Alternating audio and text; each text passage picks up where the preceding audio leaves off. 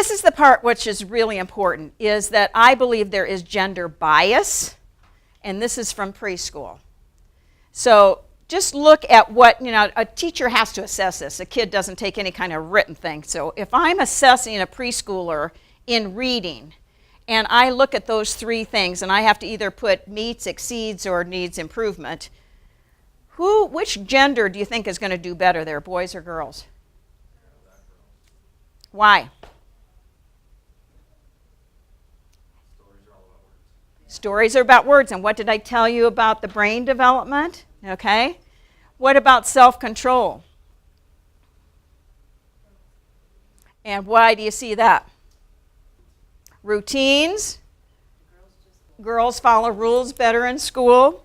Boys have trouble with transitions. If they're in the center that they like, and you say it's time to switch. Now, I've got some early childhood teachers here. And no, I'm not ready. Because remember what I said about the gray matter?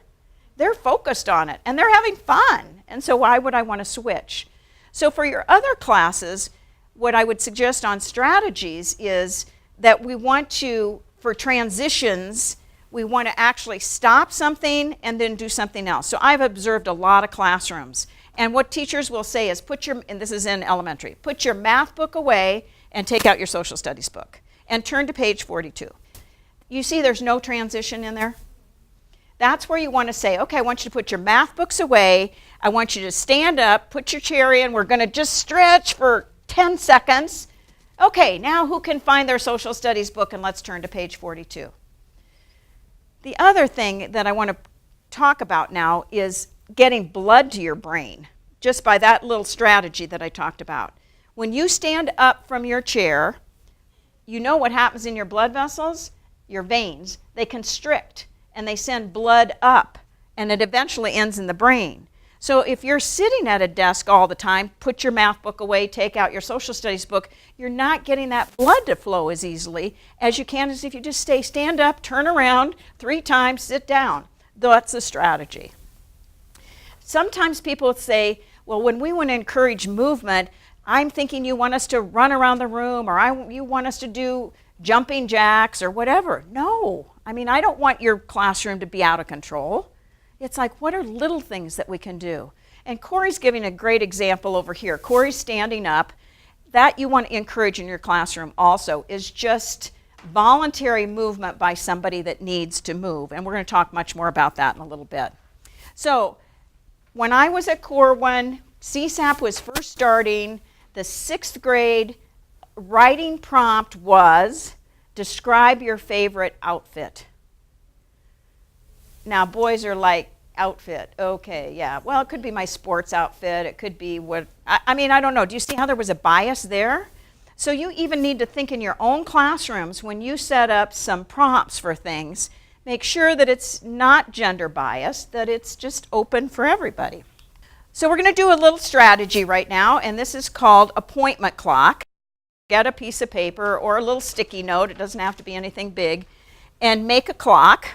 And this is a strategy that I think works really well in the classroom.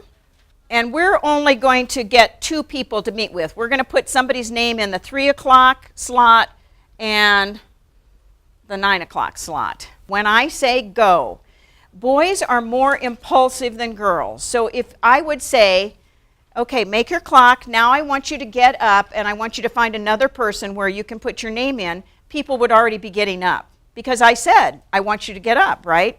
That's what the boy would say to me. But you said to get up.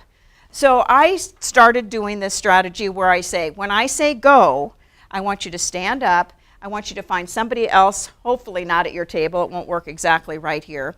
And I want you to say with Alicia, Alicia, will you be my 3 o'clock partner? And she says yes. So on her card, she writes Dakota at 3 o'clock, and I write Alicia at 3 o'clock. We're only going to get 2 partners. Are there any questions? Go. All right, so the idea here is that a lot of times in your classrooms you actually want kids to have a discussion about some content that you've been talking about. And you say, find a partner. Well, sometimes finding a partner is a big deal. I don't want to be with this person, Or I want to be with this person and somebody else is already with that person. So again, I taught middle school science. This works great. You do it at the beginning of each quarter.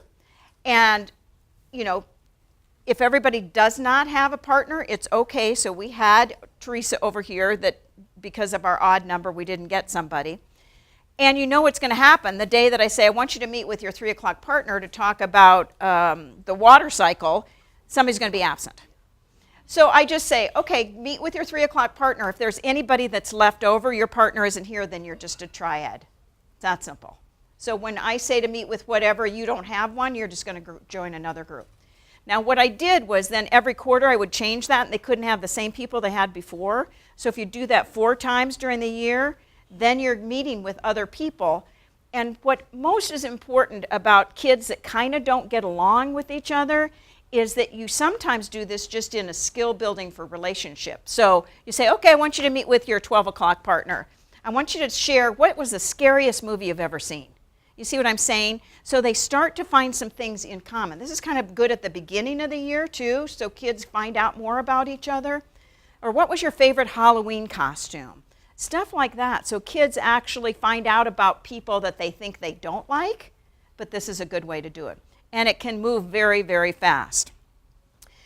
I didn't put the picture in here, but for kindergarten and first grade, a teacher took this idea and they made like a little cell phone. It was a little thing they made, and then they had numbers on there, 1, 2, 3, you know, they had like a phone thing. And then the teacher had put in person 1 is Mary, person 2 is Tommy, person 3 is Carlos, etc. So that the kids, they could recognize the letters enough to know which the name was, but that's a lot more work for the teacher, but it could be used at this level. And when the kids said, when the teacher said, take out your cell phones, oh my gosh, they were like crazy, woo, this is wonderful. So that's called the appointment clock. Again, that's another strategy.